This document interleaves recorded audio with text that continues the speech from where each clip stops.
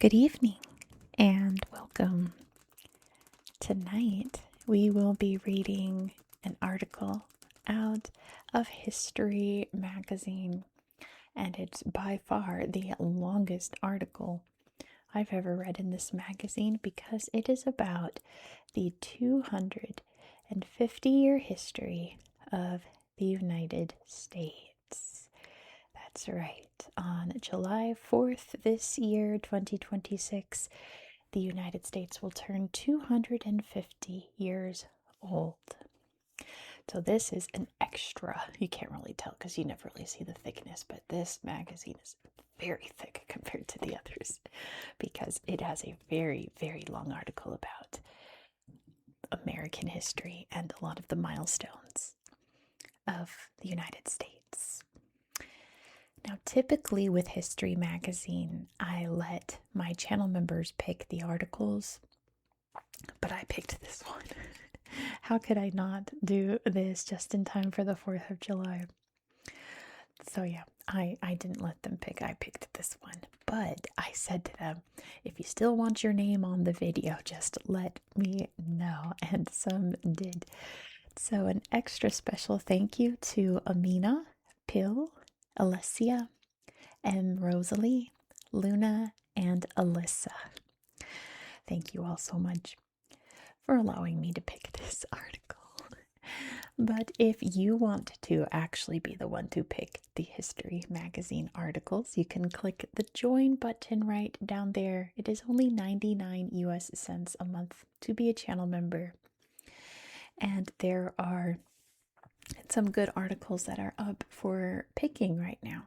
It's pretty interesting. I try to map out what I think people will pick, and it's never what I expect. So if you would like to be part of that and have your name in History magazine videos, I'd love to have you join. So without further ado, let's get into this article because it is very long. And I know that the US is in a bit of a fascist time right now. It is not the best glorious time in US history. But just remember, like I always say, there are no bad countries. There are only bad leaders. There are only bad governments. So we're not going to leave angry comments about the US in particular. If you want to say anything about political leaders, by all means, but the actual country and its citizens, no thank you. For any country at all. Especially since the US has had such an impact on world history. It's affected pretty much every country in the world. And this does go up to about, I want to say it ends at 2021 or 2. But there's nothing terribly distressing, nothing that's happened in the past year and a half in here. So don't worry about that. I might even skip the very last little segment because that's slightly distressing. It's about Roe v. Wade being overturned. But we're also going to be discussing Native American history during the times of the United States. So just be aware that those topics will also be discussed. But I already said let's get into it. Let's actually get into it now. We may not spend a lot of time looking at pictures just because this article is so long. So we start off here. The death of General Mercer on January 3rd, 1777. And I think we'll read a little bit about it in this section here. So starting in the 18th century, a new dawn for America.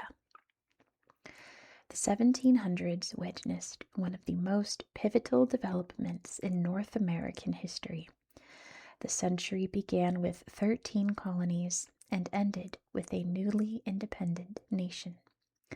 The push for liberation would have been inconceivable without the rush of new philosophies and the scientific and technical advances that characterized the age.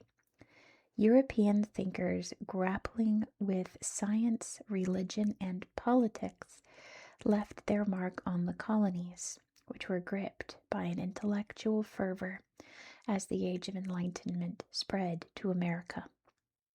This movement caused a stir among the upper and middle class colonists and saw non denominational moral philosophy begin to displace theology as a keystone for morality.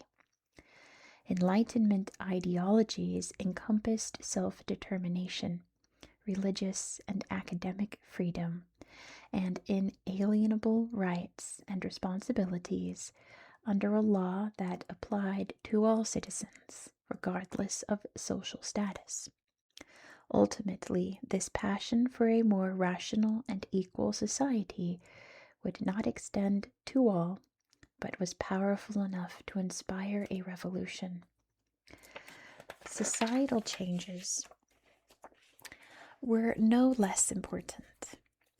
America was on the move, looking toward an expanding frontier and pushing for technological innovations that would transform modern society.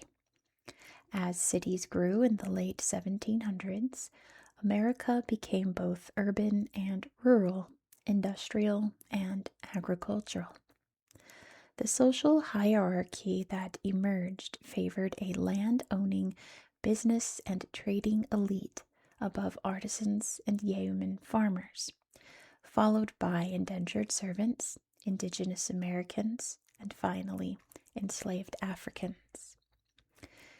Many Americans had emigrated in search of religious tolerance. They belonged to various Protestant denominations that were fertile ground for the growing wave of religious conviction known as the Great Awakening. Evangelicalism, revival meetings, and a growing belief in the personal significance of religion produced riveting preachers and led to changes in worship practices. Christian charity was not universally available, however. Over the course of the century, mass enslavement grew across North America, and by the time the United States was founded in 1776, about 20% of the population was held in bondage. Chattel enslavement would be one of the cornerstones of the new nation's economy and culture, and disagreement over the morality of this brutal institution would go on to define much of the nation's history. A series of uprisings, such as the 1739's Stono Rebellion, confirmed white fear of insurrection by enslaved people, who themselves found ways to resist their oppression through acts both great and small. But the transatlantic slave trade would continue. Even as foreign affairs, such as the ascension of King George III to the English throne, the Stamp Act, and other disputed taxation attempts, put the North American colonies on a path to revolution, most people saw little to no change in the demands of their daily lives. There was little time for leisure, even for children. Nevertheless, a burgeoning newspaper industry, the colonies' first public libraries, as well as taverns, theaters, and toys, all left their mark on the 18th century. The era also saw the rise of pleasure gardens, privately owned parks where a person could watch fireworks, eat novel and fashionable foods like ice cream, and participate in a variety of other amusements. A small taste of the ever-changing, accelerated world that would follow. So, the articles picked some random days throughout the 18th century that are important in American history. Let's see what they picked. They made some interesting choices, especially in the 19th century. I think they skipped some things, but we'll get to that in a second. Starting, of course, with July 4th, 1776, the Declaration of Independence is adopted. After 2 days of debating, changing, and deleting parts of Thomas Jefferson's initial draft, Congress adopted a final version of the Declaration of Independence on this day, though they had no idea of its true significance at the time. Broadsides were printed and distributed throughout the colonies, causing public jubilation and emboldening resistance against British rule. On August 2nd, delegates began signing a copy engrossed on parchment. John Hancock, president of the Second Continental Congress, boldly signed first. On reading it, John Page wrote to his friend Jefferson, "I am highly pleased with your declaration. God preserve the United States." If you don't know, John Hancock's signature is like way bigger than everyone else's and very fancy and very flourished. So it's a slang here in the US to call your signature your John Hancock. Like, sign your John Hancock here. Next we have March 1st, 1780. Pennsylvania passes the Gradual Abolition Act. Though the Gradual Abolition Act, ratified on this day, did not free enslaved people by default, it did go further than any previous law and is seen as the first extensive abolition legislation in the Americas. It stated that children born to an enslaved mother after the Act's passage would become free when they reached 28 years of age.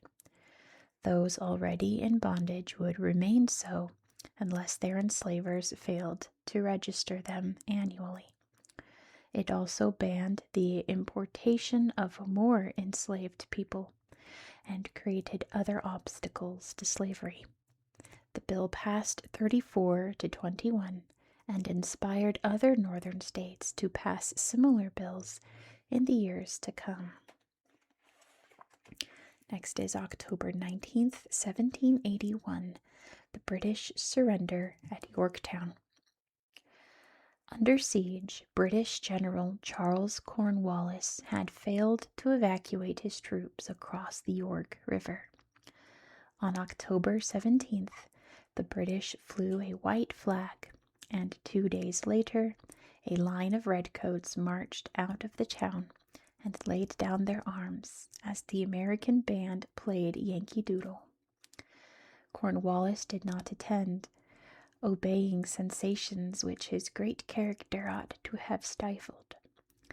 General Henry Lee declared, "This was the beginning of the end of the War of Independence." Next is June 21st, 1788. The Constitution becomes law. On this day, New Hampshire became the crucial 9th state to ratify the Constitution. Delaware ratified first in 1787, followed by Pennsylvania, New Jersey, Georgia, and Connecticut. Other states feared insufficient protection for individual freedoms and concentration of power in the hands of the federal government. In February 1788, John Hancock and Samuel Adams proposed the Massachusetts Compromise, allowing further amendments or future amendments. Next is June 8th, 1789. James Madison introduces the Bill of Rights. Presented to the House of Representatives on this day, the Bill of Rights proposed new amendments to the Constitution with respect to an issue the new legislators did not see as a priority at the time. But Madison hounded his colleagues relentlessly to get it done. His official proposal began, "A number of states, having the time of their adopting the Constitution, expressed a desire that further restrictive clauses should be added." After some tinkering, Congress enumerated 12 individual rights and sent them to the President as amendments to the Constitution in the fall. In turn, George Washington forwarded them to the states for ratification. 10 were formally adopted a few months later. And those are a very famous part of the Constitution. The First Amendment being the right to free speech and a free press and all that, etc., etc. Next is September 24th, 1789. The Supreme Court is established. On this day, President George Washington signed the Judiciary Act, one of the first laws of the new Congress, which mandated a federal court system regulated by Congress and separate from state courts. To be known as the Supreme Court, the body would take appeals from cases heard in the federal courts and some heard in the state courts. The federal appellate system, which now operates as a layer between the federal district courts and the Supreme Court, would not be created until 1891, in part so that Supreme Court justices would not have to ride circuit to hear cases in various regions. The president also submitted his first nominees, 6 in total, to Congress. Next is March 1st, 1790. The U.S. Census is established. During its second session, Congress passed the Census Act of 1790 on this day. The act required U.S. Marshals assigned to judicial districts visit every household to establish the number of people in 5 categories: free white males 16 and older, free white males under 16, free white females, other free persons, and enslaved peoples. Though the marshals had expected some resistance, households generally complied. Still, George Washington and Thomas Jefferson both believed the final total for the first census, which was 3.9 million, was probably lower than the actual number of people then living in the 13 states and the districts of Kentucky, Maine, and Vermont, and the Southwest Territory, which is now Tennessee. Let's take a break for this airplane to fly over. Oh, never mind. Never mind. It's already gone. Goodbye, airplane. Moving on then to May 17th, 1792. The Buttonwood Agreement is adopted. The nation was in the throes of its first financial panic, brought on by speculation in securities or run on banks, and tightening credit at the First Bank of the United States, when 24 New York stockbrokers met under a buttonwood tree, located, according to legend, on what is now Wall Street, and agreed to set rules for trading in order to bolster public faith in markets and restrict deals for all but a select group of parties. In that era, most trading was informal and conducted in coffee houses, and the pact was not a law, but it was the first step on the road that eventually led to the creation of the New York Stock Exchange. Next is August 5th, 1793. Yellow fever epidemic identified. Benjamin Rush, a founding father and leading doctor, identified yellow fever in Philadelphia on this day. This would be the first epidemic of a disease that would plague the U.S. Rush tried to treat it by bloodletting and administering heavy doses of mercury, both deadly in their own right. He also erroneously believed that people of African descent were immune to the illness and asked them to nurse the sick or deal with the dead. Ultimately, 5,000 people died, nearly 10% of the city's population. Next is December 7th, 1793. Noah Webster publishes New York's first daily newspaper. A respected writer, editor, and staunch Federalist, associate of Alexander Hamilton, Noah Webster launched his newspaper, the American Minerva, patroness of peace, commerce, and the liberal arts. Terrible name. With a pledge that it would be chaste and impartial. Personalities, if possible, will be avoided. Part of a wave of newspapers that sprang up in the 1790s, the Daily was renamed in 1797 and again in 1904. After publishing continuously for 130 years, it was ultimately absorbed by the Sun in 1923. And yes, Webster is in the guy who wrote the Webster Dictionary. Next is March 14th, 1794. Eli Whitney's cotton gin revolutionizes the economy and enslavement.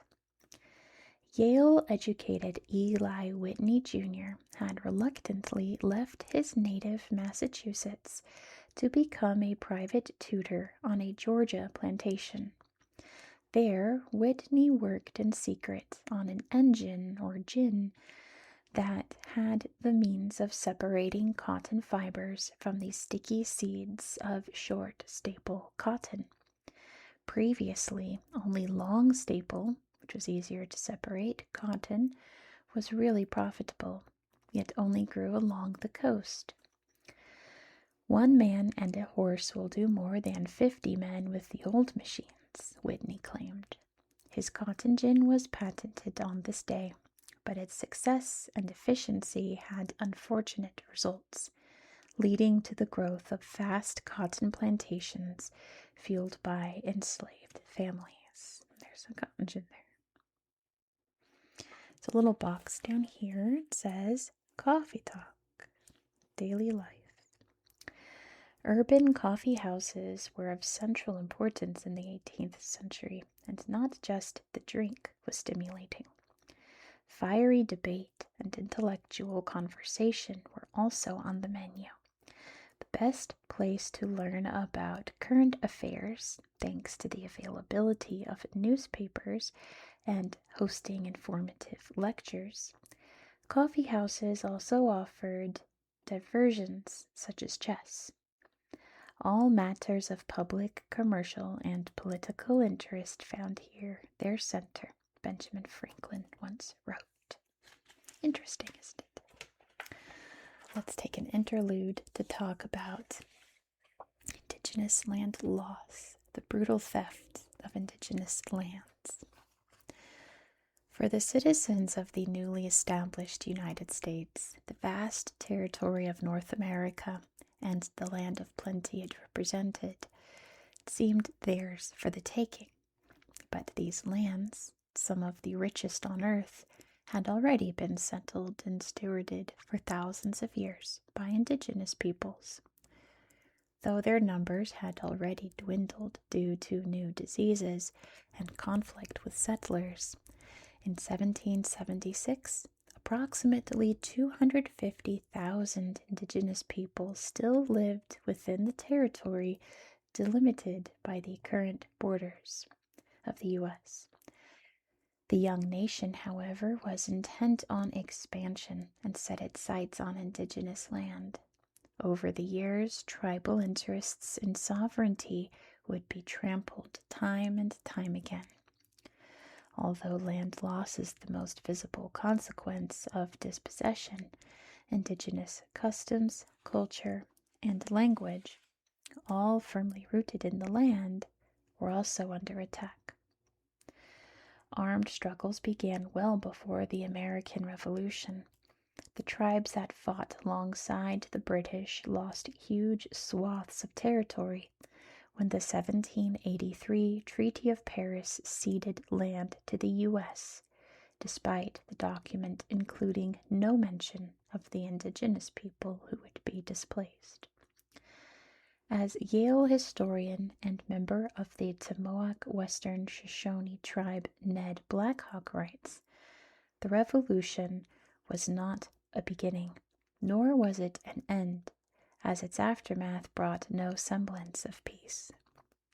Further battles and violent expropriation were ahead.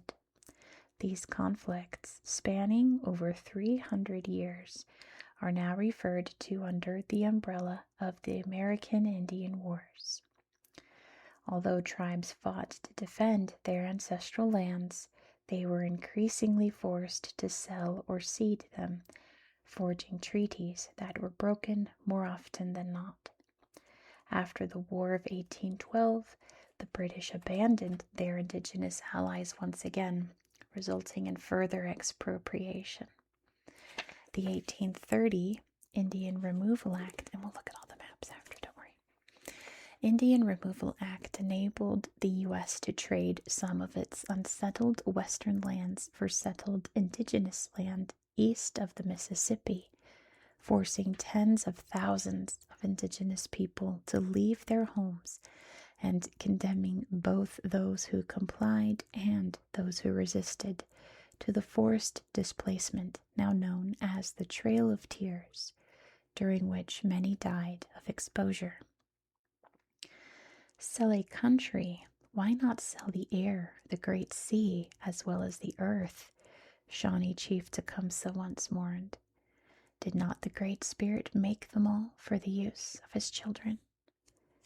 As the fatalities of war and the decimation of the bison caused indigenous numbers to diminish even more, U.S. land accumulation plowed on, inspired by what was seen as a divine mandate, coined as manifest destiny, to expand the frontier and impose the American way of life. Indigenous people were forced onto ever-shrinking reservations. Legislation such as the 1887 Dawes Act laid waste to traditional community-held land stewardship, while forced cultural assimilation, compulsory English education, and the ban of many indigenous languages chipped away at nearly every aspect of indigenous culture. However, indigenous people did not tolerate their oppression in silence. A push for civil rights during the 20th century helped reinvigorate indigenous pride, but it was too late to save ancestral lands.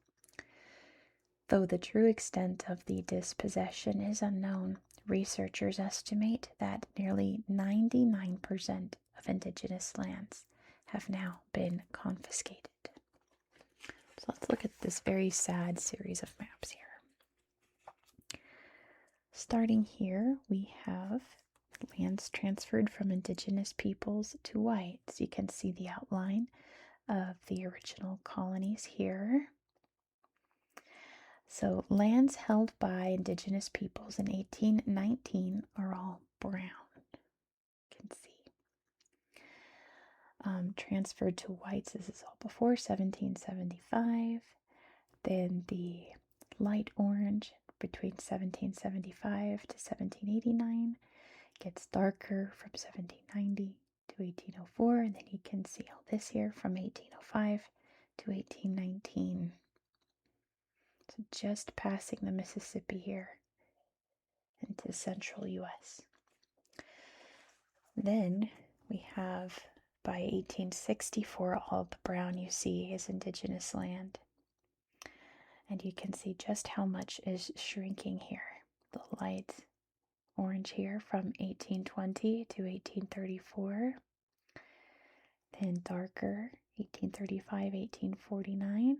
And then this reddish here is 1850 to 1864. The whole Pacific coast by that point. Now on this map, the dark brown's indigenous land in 1894. Not a lot. And you can see the light here is 1865 to 1879. And then this reddish color is 1880 to 1894. And then here we are today, indigenous lands in 2026 are in brown. And then lands lost between 1895 and 2026. You can see lots of Oklahoma here and South Dakota, a bit of Idaho, a bit of Oregon there. And I'm sure others I can't see. It looks like a little bit of Washington there, Montana. Here's where I live, right next to this area where the Coeur d'Alene tribe lives today.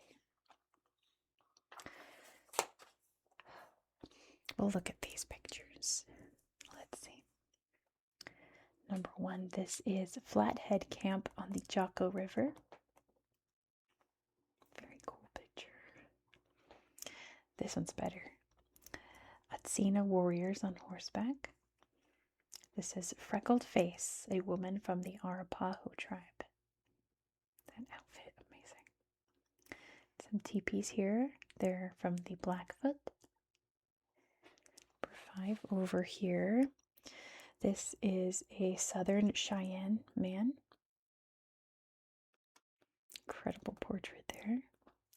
There's a cute baby. This is an Apache girl with her little bundled up baby. 2, 3. Studio portrait of 2 Ho-Chunk women and a young boy. This is a Blackfoot chief describing his teepee with depictions of episodes from his life. And this is the Hopi here performing the buffalo dance that was introduced to them by peoples of the upper Rio Grande. And this, of course, is Sitting Bull, Lakota chief, leader, and warrior. And this is a quote from him speaking at the Powder River Council in 1877. Behold, my brothers, the spring has come. The earth has received the embraces of the sun, and we shall soon see the results of that love. Every seed has awakened, and so has all animal life. It is through this mysterious power that we too have our being, and we therefore yield to our neighbors, even our animal neighbors, the same right as ourselves to inhabit this land. Yet hear me, my people.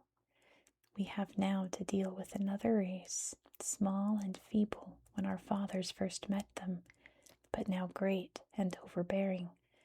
Strangely enough, they have a mind to till the soil, and the love of possessions is a disease to them. They claim this mother of ours, the earth, for their own, and fence their neighbors away. They deface her with their buildings and their refuse. They threaten to take the land away from us. My brothers, shall we submit, or shall we say to them, first kill me before you take possession of my fatherland?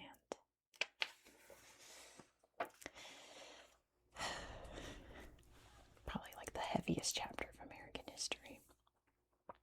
But we are moving on now to the 19th century, a vast nation of immigrants. And they're sailing up by the Statue of Liberty here. Over the course of the 19th century, the United States was transformed from a mostly rural nation of just 5.3 million people into a modern industrialized society of more than 76 million.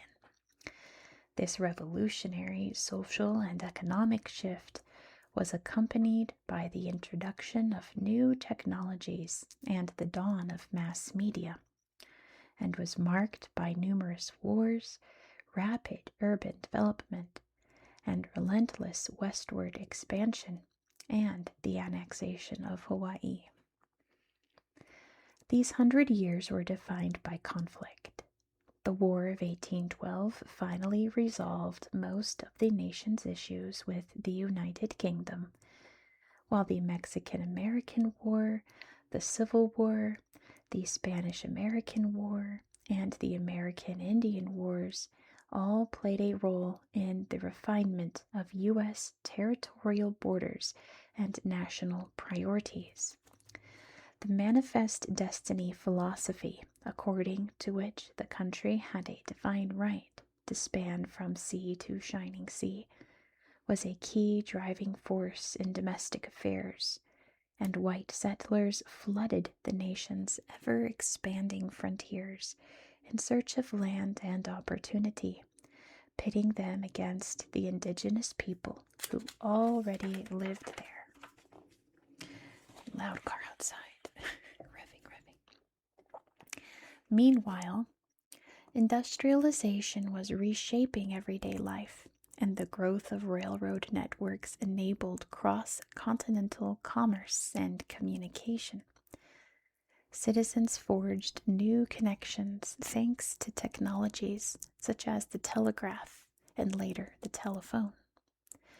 Newspapers and periodicals also boomed, boasting tens of millions of subscribers. There were other novelties too, from bicycles and home sewing machines to electric lighting. The growth of industry also created the first millionaires, industrial and financial titans often referred to as robber barons due to their ruthless business practices, the exploitation of workers being chief among them. Poverty and racial injustice were rife. Unprotected by labor laws, children worked alongside dangerous factory machinery. After the enslavement of people was abolished, the dawn of Jim Crow shut newly enfranchised African Americans out of public life in the South. Injustice also stemmed from corruption. Many cities were dominated by party bosses who commanded loyalty in exchange for favors and bribes. Around 12 million immigrants, many from Eastern Europe, flooded the nation. Their numbers strained cities, leading to crowded ethnic enclaves and violent divisions between the new arrivals and those with longer-standing roots in the U.S. The nation and its people suffered from a series of financial panics and depressions in 1819, 1837, 1857, 1873, and 1893. Meanwhile, the Gilded Age robber barons lined their coffers. Members of the progressive movement began attempting to address these social, economic, and political ills near the century's end. Among their numbers were many women, often beneficiaries of new, all-female educational institutions. As the U.S. teetered between rural and urban, rich and poor, assimilation and pluralism, it also experienced a series of calamities. 1816's A Year Without Summer, prompted by the eruption of Mount Tambora, 1871's Great Chicago Fire, and the 1889 flood that leveled Johnstown, Pennsylvania. But as the nation looked forward to a new era, there was plenty of optimism too. Now graced by the Statue of Liberty, at the turn of the century, the nation was almost unrecognizable, fast-paced, diverse, and emerging as one of the world's superpowers. Let's see some dates in the 19th century that were important in American history, starting with May 2nd, 1803. Louisiana Purchase is signed in Paris. Dispatched to France to offer Napoleon $10 million for the port of New Orleans and the Florida territories, U.S. ministers Robert Livingston and James Monroe received a counteroffer of $15 million for all of France's lands west of the Mississippi, a rate of 4 cents per acre. President Thomas Jefferson approved the sale, antedated to April 30th, with congressional approval in October. The Louisiana Purchase added 828,000 acres to the U.S., doubling its size. Let the land rejoice, for you have bought Louisiana for a song, General Horatio Gates crowed to Jefferson. Next is November 15th, 1805. Lewis and Clark reach the Pacific. The Corps of Discovery, tasked with exploring the newly acquired Louisiana Territory and finding a water route to the Pacific, set off up the Missouri River on May 14, 1804. The Corps crossed the plains and the Bitterroots, a treacherous range in the Rockies, then paddled downriver on the Columbia for weeks. On November 7th, William Clark observed in his journal, "Great joy in camp, we are in view of the ocean." But it was only the estuary. It would take 8 more days of wind and rain to reach the Pacific, the end point of the Corps' long pilgrimage. The group built the simple Fort Clatsop as a winter headquarters, then headed home a few months later. Next is June 18th, 1812. James Madison signs a declaration of war with Great Britain. For years, the Royal Navy had violated American maritime rights and trade, often impressing or seizing U.S. seamen it claimed were British deserters, and forcing them to work on British ships. The British had also allied themselves with indigenous tribes in an effort to thwart the westward expansion of American settlers. Finally, Congress and the President had had enough. But as America had only 16 warships and Britain 500, they decided against taking on the British at sea and turned their sights to British-controlled Canada. But the 3 1812 campaigns against their northern neighbor would all fail. Next is September 14th, 1814. The Star-Spangled Banner makes waves. On September 13th, Francis Scott Key was sailing on the Patapsco River near Baltimore. He had come to negotiate the release of a friend being held captive on a British ship. The British agreed to his terms, but insisted that Key and his friend stay nearby, as they had overheard the British plans to bombard Baltimore. On the following night, Key watched as enemy shells were launched at Fort McHenry, lighting the sky. Yet at dawn, the U.S. flag was still flying above the fort, spurring Key to write his famous poem which ends, "Oh, say does that star-spangled banner yet wave o'er the land of the free and the home of the brave." Next is August 21st, 1831. Nat Turner rebels. Declaring that he was called upon by God to do so, Turner, an enslaved Virginia preacher and prophet, orchestrated the country's most deadly slave revolt. Beginning at 2 a.m. in the heat of an August night, Turner and his followers attacked and killed his master's family in their home, then continued their rampage through southeastern Virginia's Southampton County the following day. 55 white men, women, and children were killed before the rebels were crushed. Turner himself resisted arrest for 2 months before being caught, tried, and hanged in Jerusalem, Virginia.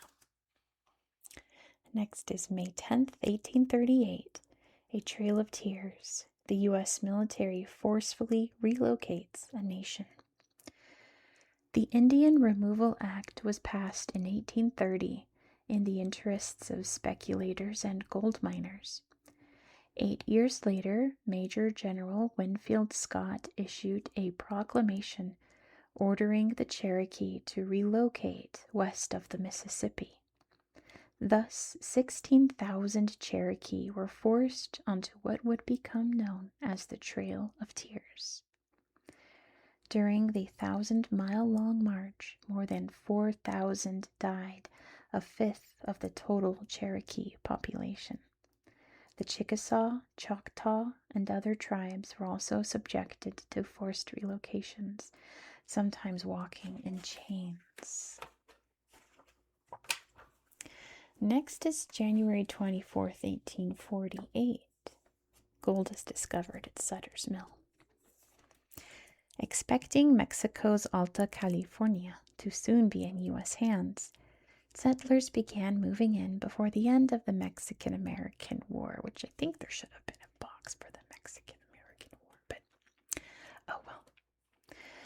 Among them were John Sutter and James Marshall, who hired workers to build a sawmill on the American River. Like, not even the Alamo. Oh well, they didn't remember the Alamo. American River. When Marshall went to inspect the mill race, his eye was caught by something shining in the bottom of the ditch. I reached my hand down and picked it up. It made my heart thump, for I was certain it was gold. Then I saw another. By May, news of the discovery had reached San Francisco, and the California gold rush was on. Next is March 20th, 1854. The Republican Party is born. Concerned citizens in Ripon, Wisconsin, met in the town's little white schoolhouse on this day to protest a proposed bill later known as the Kansas-Nebraska Act, which had recently passed the Senate. If passed by the House, the bill would allow for the spread of enslavement. At the meeting, Alvin Bovey proposed the name for a new political party, the Republican Party. We went into the little meeting, Whigs, Free Soilers, and Democrats. We came out of it Republicans, he later said. The division and collapse of the Whig Party over enslavement and the onset of Republicans made way for the modern two-party system. Now, here's something about American history that's not really talked about, is that the Republican Party in the 1800s is not the same as the Republican Party in the 2020s. There was a party switch, it's called, and it was over civil rights, 1950s and 60s, where people who disagreed with one concept of civil rights or another on one side would switch to the other that more aligned with their beliefs. So many Republicans who believed in civil rights for all Americans became Democrats. And a few Democrats who didn't believe that became Republicans. And eventually, the Republican Party was originally very anti-slavery. The Democrats were very pro-slavery. And all of their values have now switched because so many people have leapt over to the other party for various reasons. So essentially this is technically the birth of the Republican Party, but all of their views are now the views of the Democratic Party today. Very strange, isn't it? Next is February 25th, 1862. A Legal Tender Act is passed. To help finance the Civil War, Congress passed the Legal Tender Act on this day, authorizing $150 million in greenbacks, not backed by gold or silver. The paper currency could be used for all transactions except to pay interest on public debt or import duties. Considered by many to be an overreach of federal power, the act was overturned in 1870 by the Supreme Court, which at the time had 2 vacant seats. But the next year, with 2 new justices in place, the act was reestablished. Meant to be a temporary measure, it has held, making paper money the currency of the nation. Next is September 22nd, 1862. President Lincoln announces the Emancipation Proclamation. In July 1862, Abraham Lincoln had about come to the conclusion that we must free the slaves or be ourselves subdued, as he told Gideon Welles, his Secretary of the Navy. Lincoln's cabinet insisted that he make no such move until the Union Army had scored a victory. Lincoln claimed the strategic success of the Battle of Antietam that September as such, and issued a historic decree to go into effect on January 1st, 1863. All persons held as slaves within any state in rebellion against the United States shall be then, thenceforward, and forever free. Though the order did not free enslaved people in the states that had remained in the Union, they would have to wait until the 13th Amendment was passed 3 years later. Lincoln saw it as a first step. I never in my life felt more certain that I was doing right than I do in signing this paper, he asserted. On April 5th, 1865, Robert E. Lee surrenders to Ulysses S. Grant. After a 292-day siege of Lee's army in Petersburg, Virginia, Lee had retreated west, hoping to resupply his dwindling forces at the village of Appomattox. When he found Union forces there already, he knew he must go and see General Grant, and I would rather die 1,000 deaths. Ulysses S. Grant was magnanimous in victory. Lee's men, he said, could return to their homes and take their horses. The war is over, Grant declared.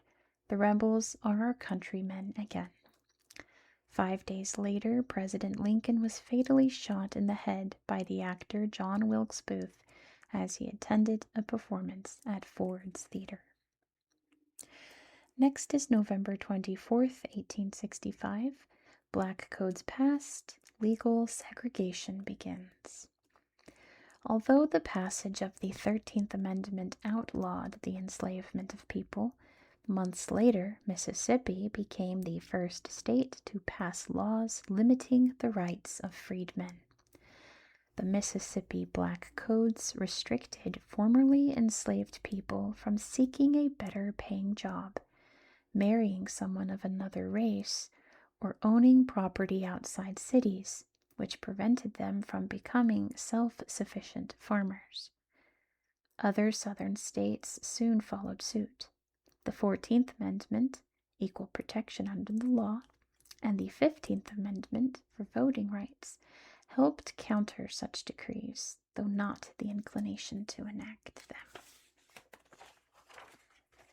Next is March 30th, 1867.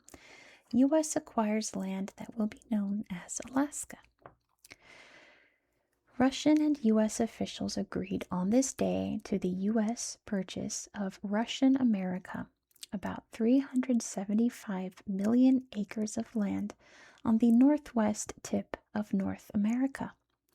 It would soon be called Alaska, a name drawn from an Aleut word meaning great land.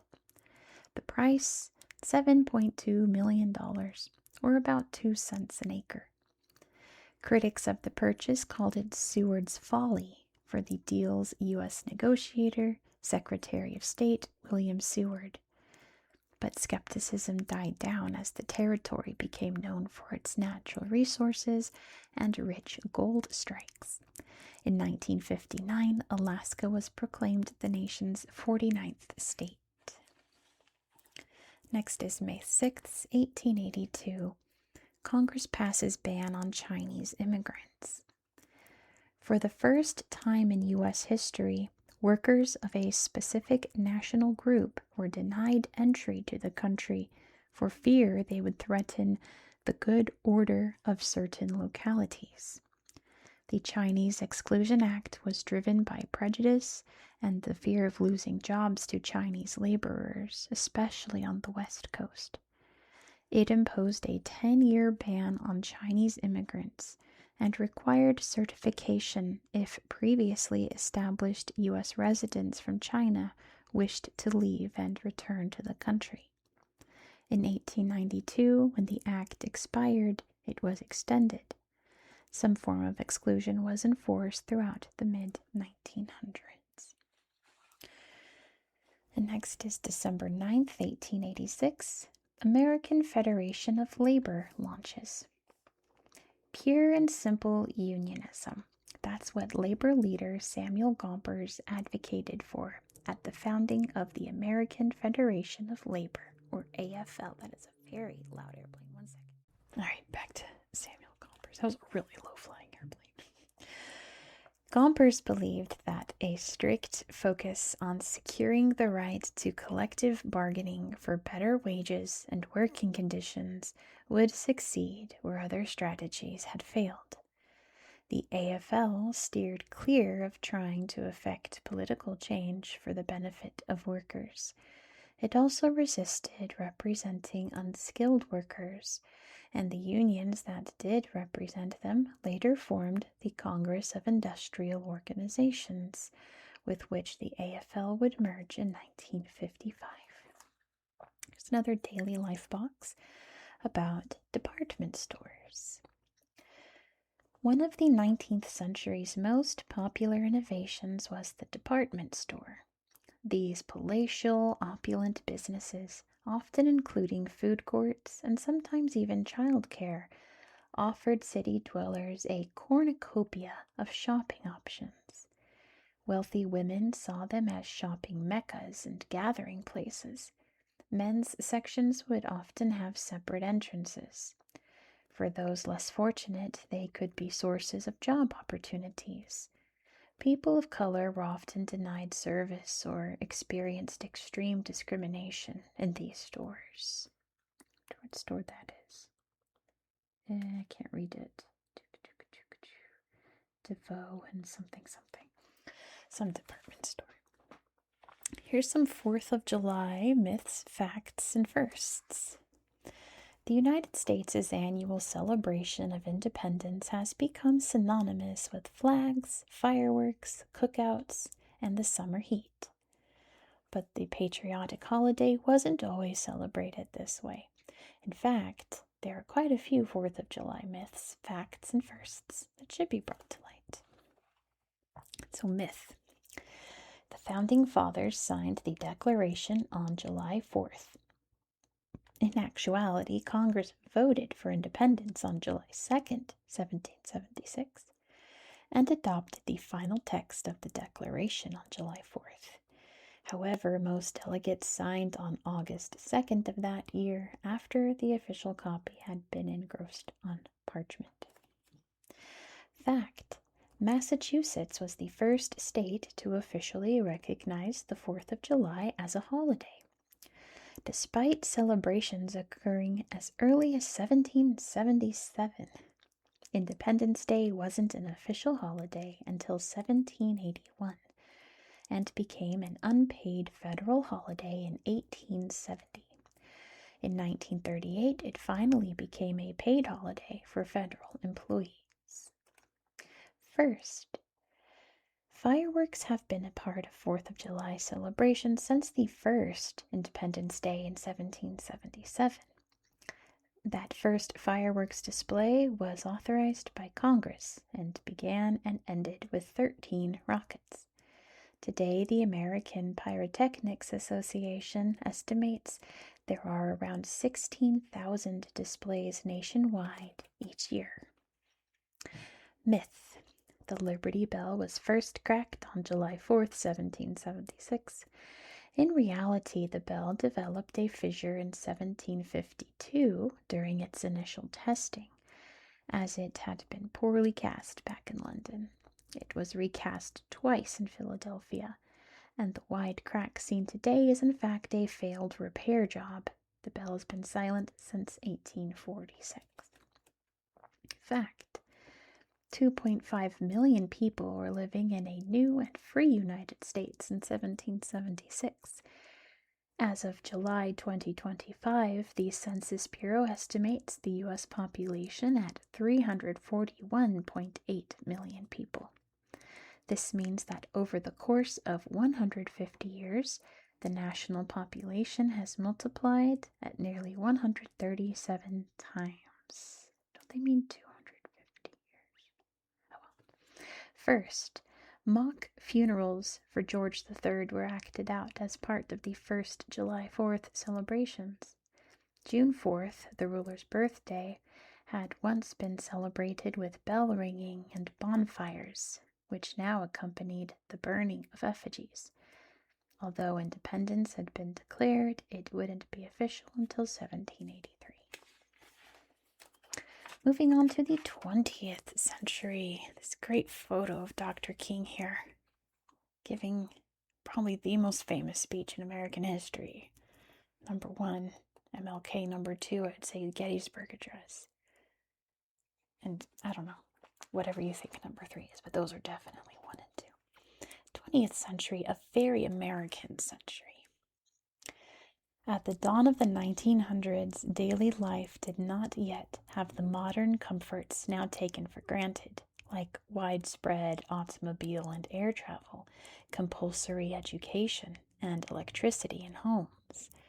But progress was accelerating, and the demographic shifts that defined the age, such as the Great Migration and the rise of the suburb, began soon after the turn of the century. Hello, loud revving car outside. Hello, hello. I think that's my neighbor who has a very, very old car. They're trying to warm it up, I think. They'll leave in a minute. Despite being known as an era of progress in civil rights and social welfare, divisions along lines of gender, race, and social class continued to fracture the nation. Also controversial was the role the U.S. should play on the world stage, a question that first arose in the debate surrounding American isolationism and resurfaced time and again in relation to the country's conduct as a global superpower. Should the U.S. keep its own shores and focus on economic and social prosperity, or look beyond its borders to shape the landscape abroad? The latter option prevailed, leading to U.S. involvement in 2 world wars and laying the groundwork for the many proxy conflicts that would mark the Cold War. American citizens provided the labor and lives behind many of those interventions.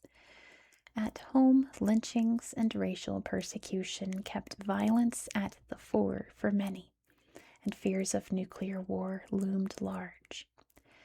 The public imagination was periodically gripped by high-profile crime cases, such as the trial of Sacco and Vanzetti, the kidnapping of the Lindbergh baby, and the O.J. Simpson case with the infamous Bronco chase.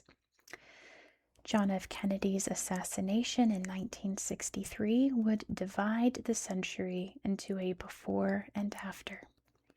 Moral panic also spread through the nation during the Red and Lavender Scares, the HIV/AIDS epidemic, and the stranger danger of the 1980s and 90s, and Satanic Panic, I'd say, along with stranger danger. Yet these were also years when people came together for a cause, the peak of the U.S. labor movement, civil rights struggles, anti-war activism, and environmentalism. Americans even managed to have a little fun. From jazz and rock and roll to the burgeoning film and fashion industries, entertainment became plentiful and more diverse. Americans ended the century with unprecedented prosperity, broader social protections, and a firm sense of the U.S. as the cultural and economic capital of the world. So starting off this century on February 25th, 1901, U.S. Steel has a billion-dollar birth. At the turn of the century, the U.S. dominated the world's steel industry, and Carnegie Steel was the dominant player. In 1901, Andrew Carnegie agreed to the plan by J.P. Morgan to merge his company with 9 others. The resulting United States Steel Corporation controlled the steel business from start to finish, from the mines to the end product. With a capitalization of $1.4 billion, it became the world's largest company. On September 27, 1908, Model T reaches the masses. On this day, Model 2090, car number 1, received its finishing touches at the Piquet plant in Detroit and became the first Ford Model T automobile to enter the marketplace. Ford had not yet begun to use an assembly line, but because Model Ts were standardized with interchangeable parts, they were affordable to typical middle-class buyers at a price of $825. Boasting a top speed of 42 miles an hour, the four-cylinder Model Ts were an immediate success, just like the car outside is saying. Yes, it was. Yes, it was. By the time they were discontinued in 1927, Ford had sold over 15 million, and motor cars had gone from toys for the rich to everyday transportation for the masses. Kind of perfect timing for this car, revving its engine constantly directly outside. It doesn't need to do that, but if it needs to, this is the appropriate time, isn't it? This would be the best time to do it, talking about Model Ts and Henry Ford, isn't it? Okay, maybe they're done now. The earliest Model Ts could be gray, green, blue, red, or black. I've only ever seen them black. It wasn't until 1914 that black paint became standard due to its quicker drying time. I've never seen a Model T in any color but black. That's pretty cool. On March 25th, 1911, the Triangle Shirtwaist Factory fire leads to death and reform. When a fire broke out on this day in the Triangle Shirtwaist Factory in New York City, 500 garment workers, mostly women and girls, many immigrants, and some as young as 14, found themselves trapped. The foreman had locked the doors. When the firefighters' ladders failed to reach the higher stories, 146 workers died in the fire, many by leaping to their deaths onto nets that didn't hold. Among the helpless onlookers was 30-year-old Frances Perkins, who would become the U.S. Secretary of Labor in 1933. It was a horrifying spectacle, she said later. We felt as though we had been part of it all. The fire eventually led to reforms in worker safety and working conditions. Perkins later said that this was the day the New Deal was born. It's the Grand Canyon. On August 25th, 1916, Woodrow Wilson establishes the National Park Service. After Yellowstone became the world's first national park in 1872, the government brought dozens of other parks and monuments under its protection. The National Park Service Organic Act of 1916 created an agency that pledged to conserve the scenery and the natural and historic objects and the wildlife therein and leave them unimpaired for the enjoyment of future generations. Oh, that's the Grand Canyon at Yellowstone, it says. I was going to say that's awfully green for the Grand Canyon. That would be why. The Grand Canyon of Yellowstone. I didn't know Yellowstone had a Grand Canyon, too. I was going to say there aren't that many trees at the Grand Canyon. There are a lot of trees, but not that many. Now it makes sense. April 6th, 1917, the U.S. joins the First World War. Look at this horse wearing a gas mask. I've never seen a horse gas mask before.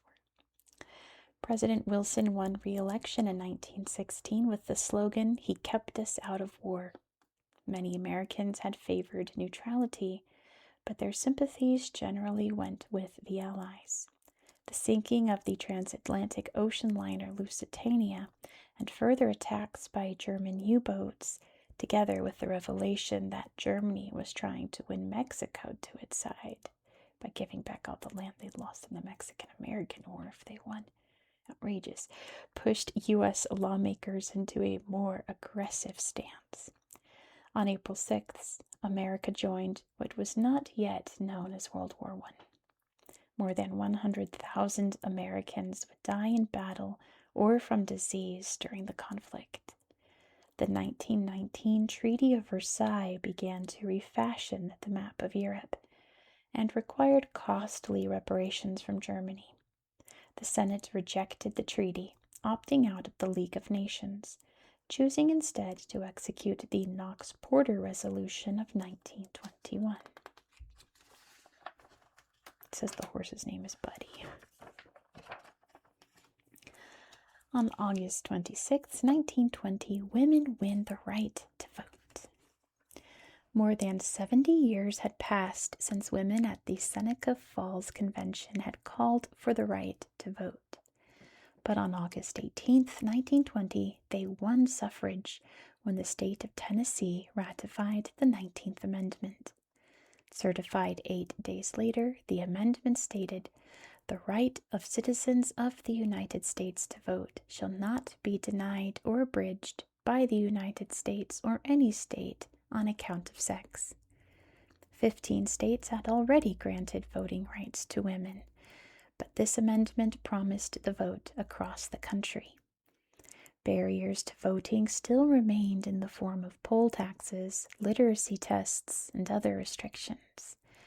These impediments disproportionately affected working-class women and women of color, and were not addressed until the Voting Rights Act of 1965.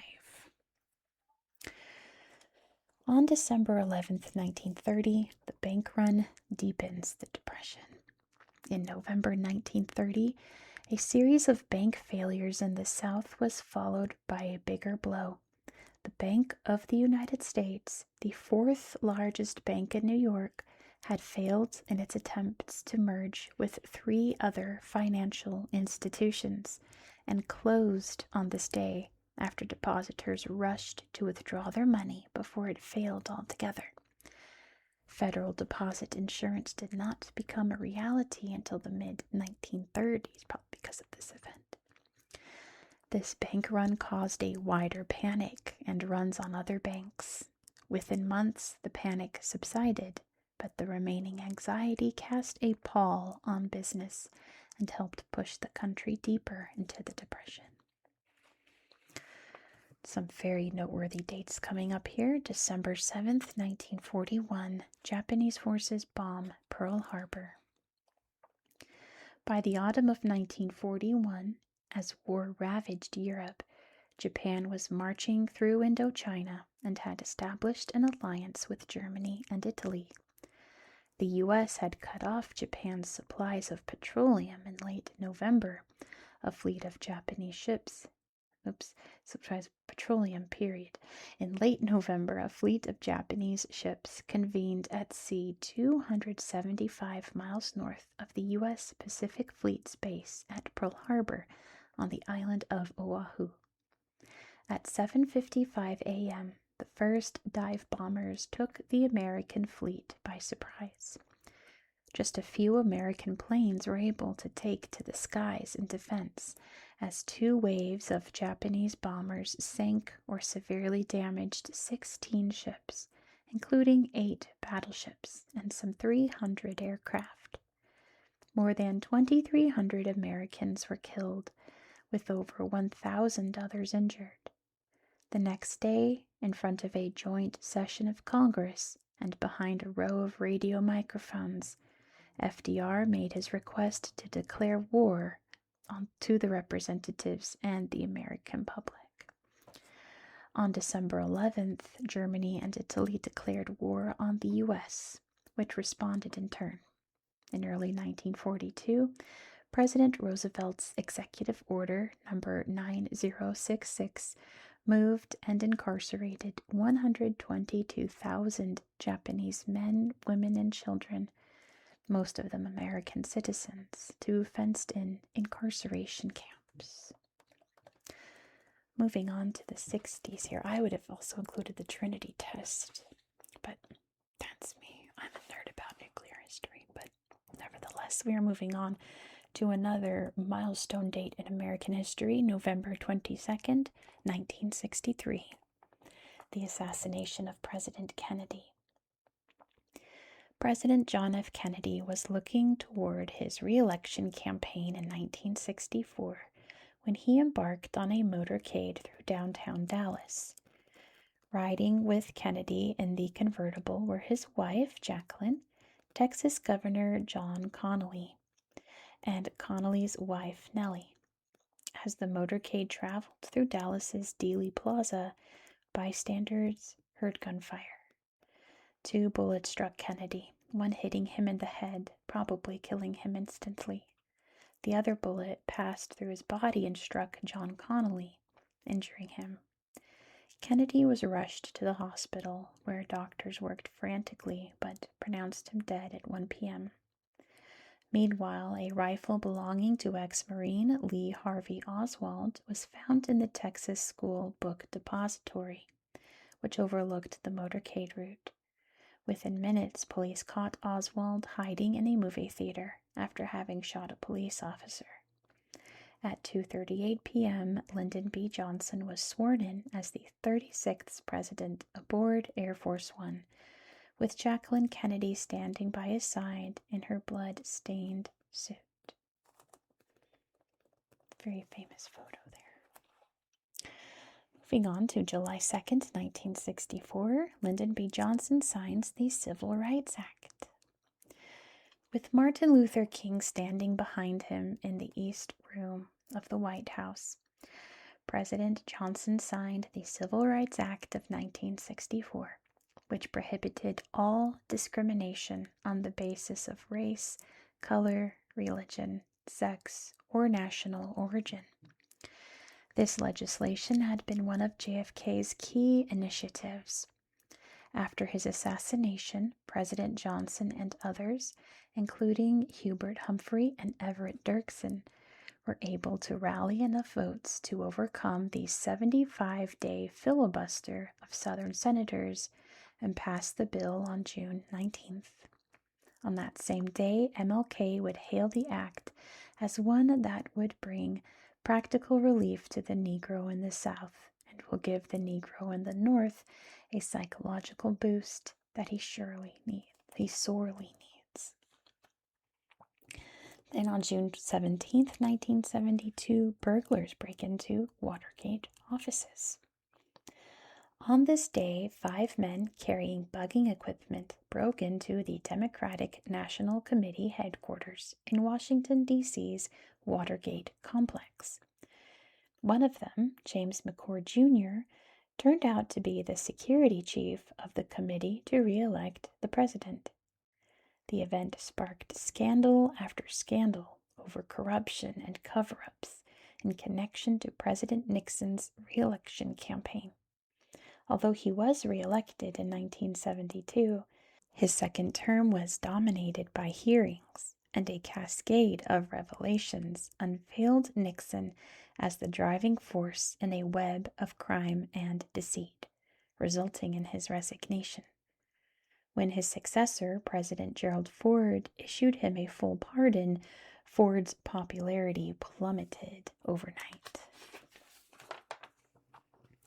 Next is April 30th, 1975. Saigon falls.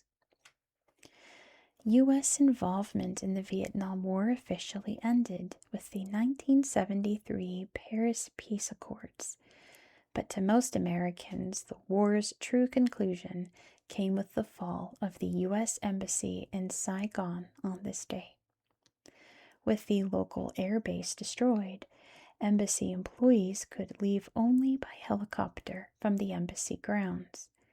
Thousands scrambled over the walls and crowded aboard the last helicopters out of the city. In all, some 7,000 people were evacuated.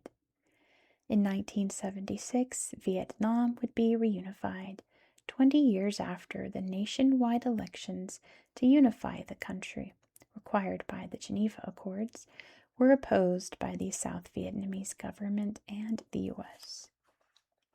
Moving on to a date that I remember very clearly, April 20th, 1999, students kill 13 at Columbine High School. In one of the nation's worst mass shootings to date, 2 Columbine High School students killed 12 fellow students, 1 teacher, and then themselves. 23 others were injured. The seniors used semi-automatic weapons and planted bombs inside and outside the school, although the most destructive failed to detonate.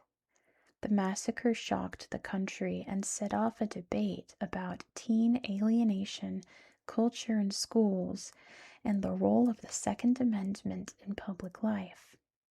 This would not be the last mass shooting that year, nor in the years to come, and schools began to take new security measures.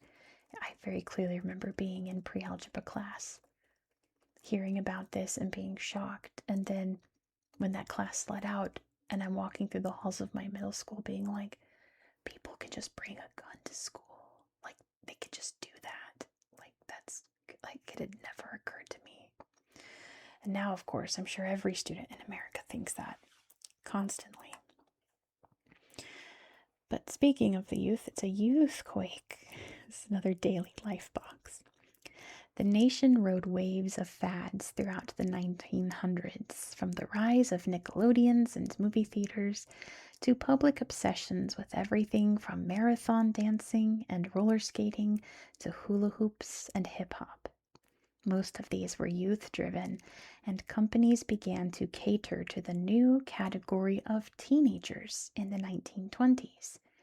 Young people went on to transform social norms, fashion, and even public policy, playing a critical role in the anti-war and civil rights movements. As author Pearl S. Buck wrote in her 1972 book, The Goddess Abides, the young do not know enough to be prudent, and therefore they attempt the impossible and achieve it, generation after generation. Time for some U.S. innovation. 20th century inventions. The U.S. was once called the Great Experiment, so it's no surprise that ingenuity has become synonymous with the American dream. Since before 1776, American inventors have been making their mark on the ways we communicate, practice medicine, travel around the world, and live our daily lives. First, we have the airplane in 1903. Orville and Wilbur Wright, brothers and bicycle mechanics, pioneered the first successful powered and sustained flight. Their unique methods of research and problem-solving answered the centuries-old question of whether or not humans could fly. Then we have the domestic refrigerator in 1913. Fred W. Wolf, a member of the American Society of Refrigerating Engineers, patented the Domelry, the domestic electric refrigerator, Domelry. The unit was factory-made and easy to install. It was simply mounted atop an icebox and plugged in. Oh, I guess this is it. This is the refrigerator. There's the icebox. Here's the traffic light in 1923. After witnessing a collision, Garrett Morgan, an African-American inventor, created a traffic signal with a caution light. Prior signals included only stop and go. Morgan's design was used around the country until it was replaced with the lights we know today. Then we have the polio vaccine in 1955. Polio had killed tens of thousands since 1900 when Jonas Salk, a doctor and researcher at the University of Pittsburgh, developed the first successful vaccine. The U.S. government rushed to have the vaccine distributed, and within a year, deaths declined by 50%. Here's the first personal computer in 1971. The Kenback 1, made by John Blankenbaker.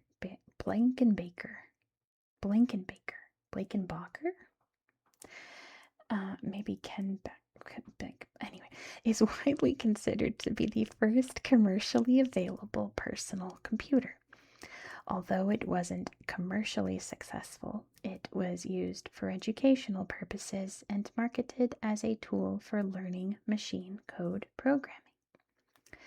Then we have stem cell isolation in 1991. Dr. Anne Tsukamoto was part of a team of scientists, sorry for my tummy there, who not only discovered the human hematopoietic stem cell, but also how to isolate it.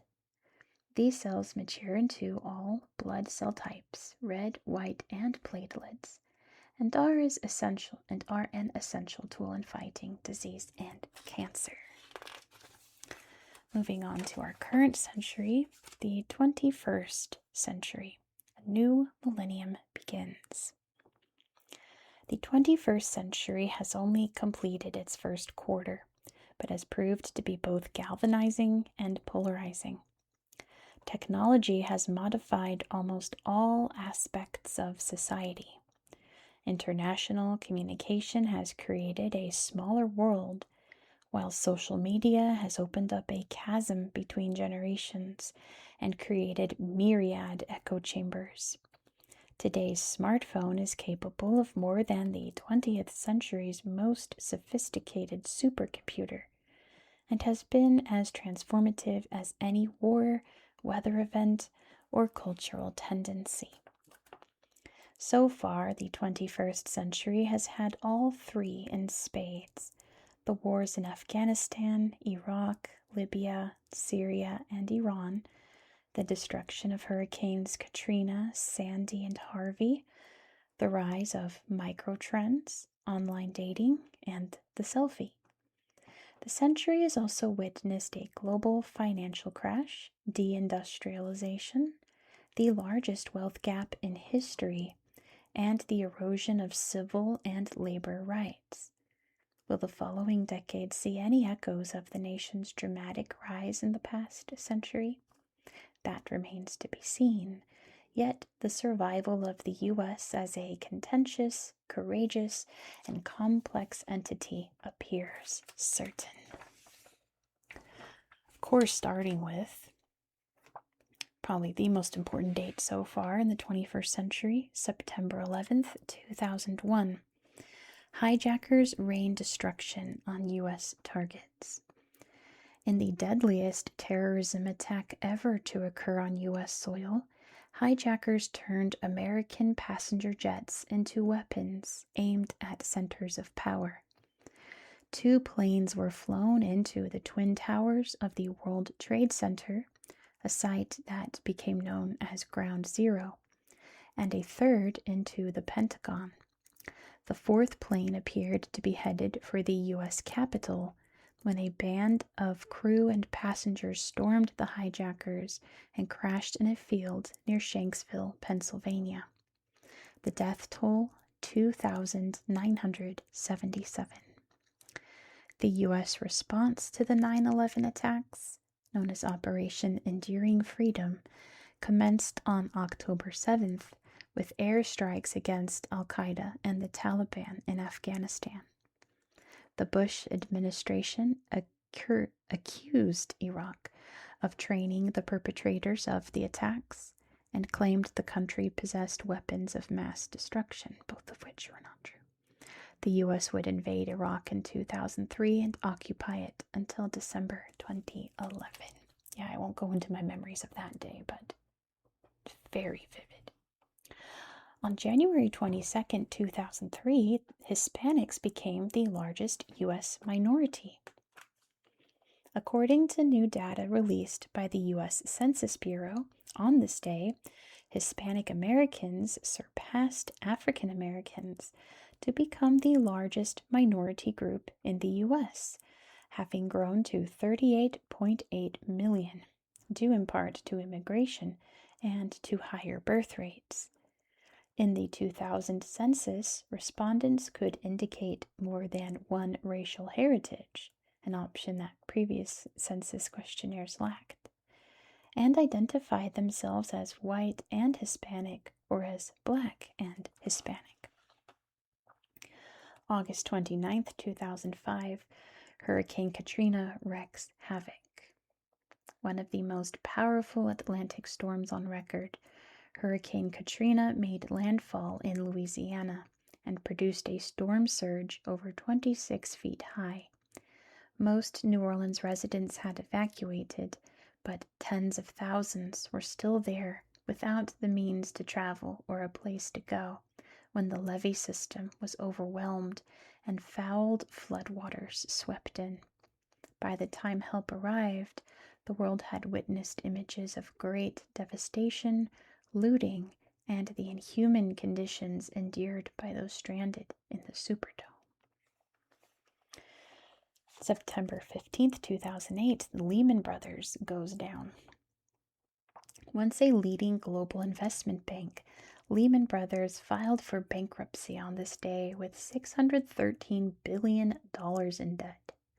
Since the mid-1980s, the U.S. economy had enjoyed what Federal Reserve bankers dubbed the Great Moderation, low inflation, and relative economic stability. Then, in late 2007, the recession hit, and corporations floundered. Lehman would become a symbol as its bankruptcy triggered other business failures, rocked the stock market, and cost tens of thousands of jobs. After the federal government intervened, Lehman would be the only Big Five investment bank to go under. In one of the last major acts of his presidency, George W. Bush diverted money meant to save failing banks, giving $17.4 billion to General Motors and Chrysler, with Ford eligible for future assistance. Asked later why he approved a bailout after Congress had refused, Bush explained, "I didn't want there to be 21% unemployment." It says this is at a Christie's auction house, auctioning off a huge Lehman Brothers sign. It sold for £42,000. On March 23rd, 2010, we have the Affordable Care Act, which I would have also included the day Barack Obama was elected. That was a great day. Anyway, on this day, the Affordable Care Act, also known as Obamacare, was signed into law. The act mandated a system wherein health insurance costs less for those with lower incomes and required a host of other changes. Caps on expenses that insurance companies covered were eliminated. Insurers were forbidden to deny coverage because of patients' pre-existing conditions, and cancellation of coverage if patients developed costly illnesses was banned. Also, when I do my taxes, they included this question in your taxes, like, do you have health care? And you can just hit yes or no, and they don't double check. But if you put no, they charge you. So if you don't have it, you just put yes, and then you don't get charged a fee for not having health insurance. It changed a bunch of things, but didn't change what was most important. Here's a very sad one. April 20th, 2010, Deepwater Horizon oil spill. At an oil drilling rig in the Gulf of Mexico, a burst of natural gas broke the seal of a wellhead 5,000 feet below. The gas ignited, and the resulting fire killed 11 workers and injured 17 more. Soon the rig sank, and oil gushed out for 87 days in what would become history's largest marine oil spill. Rig leaseholder BP and government officials tried, controlled burns, and airdropped dispersants to manage the oil. BP admitted that 1,000 barrels a day were spilling into the Gulf, but the U.S. government estimated it was up to 60 times that amount. Next, on June 9th, 2013, whistleblower reveals mass surveillance of U.S. citizens. On this day, Edward Snowden revealed himself as the source of an explosive intelligence leak, documents showing that the National Security Agency, or NSA, had been secretly conducting mass surveillance of the population.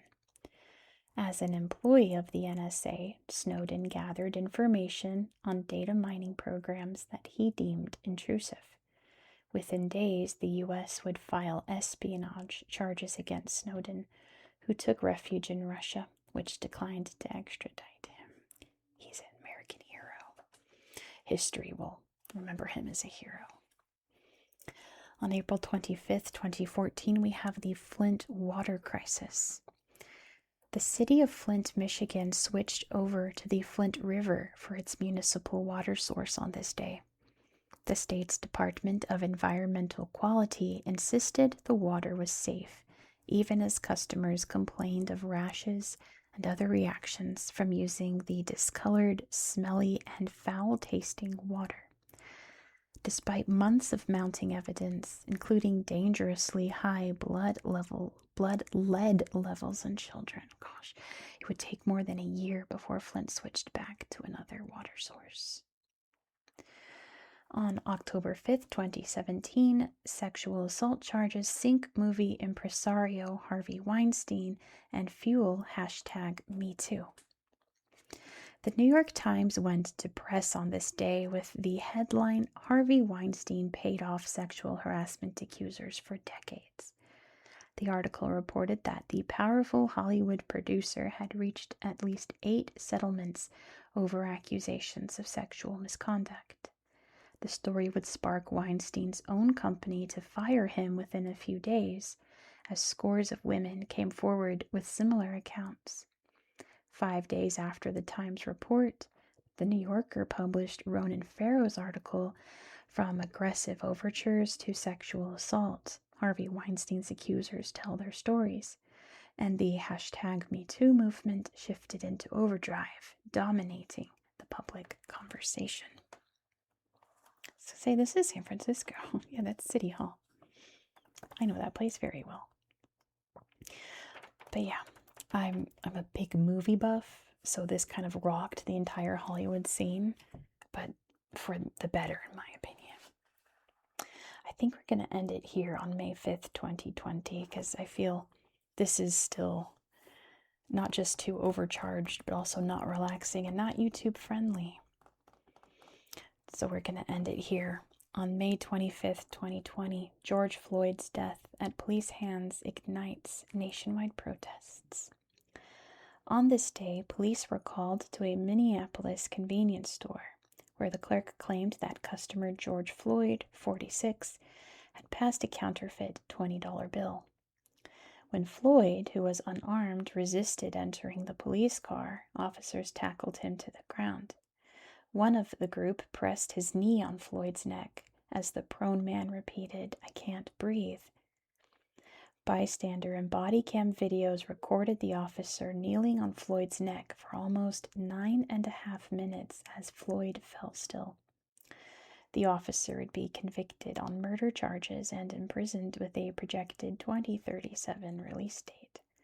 Floyd's death cast light on other recent police-involved killings of Black people, like Ahmaud Arbery in Georgia, Breonna Taylor in Kentucky, just to name so few, and sparked national protests that would then spread the world over, powering the growth of the Black Lives Matter, or BLM movement, and spawning opposition groups that we don't need to talk about. So yeah, we're gonna end it there. So these were all selections from this book called 1000 Days in America. So I just picked, a couple. So I'm sure that all the ones that I mentioned should have been in this article or in this book. So there's that. But that is the end of this article. I told you it would be long. Leave me a comment if you're still watching this, still awake, or if you, took a long time to try to watch this over and over to get through it if you fell asleep. Those are the ones I admire the most. But thank you so much for watching. I hope that you found this video to be relaxing and educational. And I